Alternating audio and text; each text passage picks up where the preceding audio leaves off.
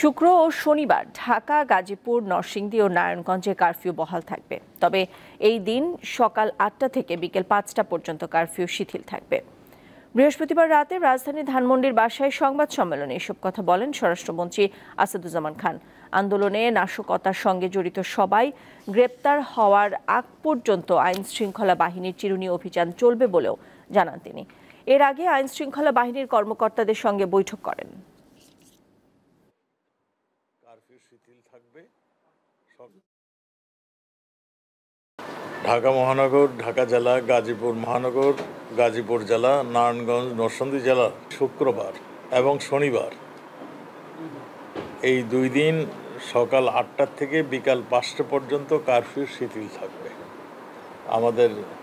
আমরা মনে করছি যে ধীরে ধীরে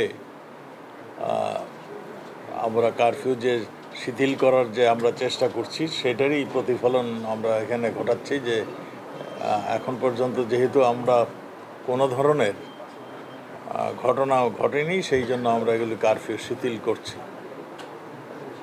আর অন্যান্য জেলায় সংশ্লিষ্ট জেলা প্রশাসক, আইন শৃঙ্খলা বাহিনী সমন্বয় করে তাদের স্ব স্ব জেলায় কারফিউ নিয়ে তারা সিদ্ধান্ত নেবেন।